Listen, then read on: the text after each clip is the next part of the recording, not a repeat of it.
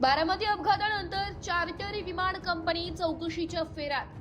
मंगळवारी सकाळी बारामती विमानतळावर कोसळलेले आणि ज्यात महाराष्ट्राचे उपमुख्यमंत्री अजित पवार यांचा मृत्यू झालाय ते लियर जेट 45 विमान नवी दिल्लीत स्थित व्हीएसआर व्हेंचर्स प्रायव्हेट लिमिटेड या नॉन शेड्यूल्ड एअरक्राफ्ट ऑपरेटर कंपनीद्वारे चालवले जात होते.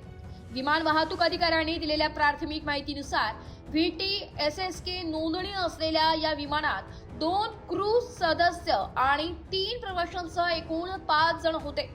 ही घटना लँडिंगच्या वेळी घडली आहे. नागरी विमान वाहतूक महासंचालनालय आणि विमान अपघात तपास ब्युरो यांनी औपचारिक तपास सुरू केलाय. VSR ventures private limited charter jet, helicopter, air ambulance सेवा आणि विमान भाडे तत्वावर देण्याची सेवा पुरवते.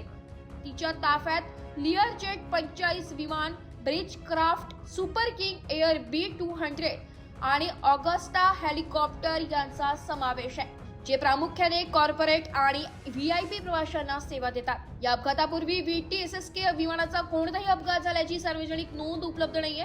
तथापि विमान वाहतूक सूत्रांनी सांगितले की याच कंपनीच्या मालकीचे दुसरे लियर जेट 45 विमान 2023 मध्ये मुंबईत लँडिंगच्या वेळी धावपट्टीवरून घसरले होते. मात्र त्या घटनेत कोणतीही जीवितहानी झाली नव्हती.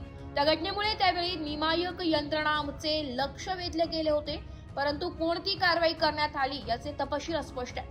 मंगळवारच्या अपघातानंतर काही सूत्रांनी आरोप केला आहे की व्हीएसआर एव्हिएशनने पूर्वीच्या सुरक्षाविषयक चिंता असूनही आपले कामकाज सुरू ठेवले होते आणि त्यांनी या कंपनीला वारंवार नियम मोडणारी कंपनी म्हटलंय. या दाव्यांची DGCA ने अधिकृतपणे पडताळणी केलेली नाही. एका ज्येष्ठ राजकीय नेत्याच्या मृत्यूनंतर काही घटकांकडून तपास पूर्ण होईपर्यंत ऑपरेटरचा उड्डाण परवाना तात्पुरता निलंबित करण्याची मागणी करण्यात आली आहे. DGCA ने ऑपरेटरच्या विमानांवर बंदी किंवा निलंबनाची कोणतीही घोषणा केलेली नाहीये. कंपनीकडून नियमांचे उल्लंघन किंवा गैरप्रकार झाल्याची पुष्टी करणारे कोणतेही अधिकृत विधान जारी करण्यात आलेले नाहीये. अपघाताचं कारण अद्याप निश्चितच झालेले नाहीये. विमान वाहतूक तज्ज्ञांचे मते flight data, cockpit voice recording, देखभाल नोंदी, हवामानाची परिस्थिती आणि ATC संवादांचे विश्लेषण केल्यानंतरच ऑपरेटरच्या जबाबदारीबद्दल निष्कर्ष काढले जाऊ शकतात. वृत्तसंकलन विभाग, एस मराठी न्यूज, नाशिक.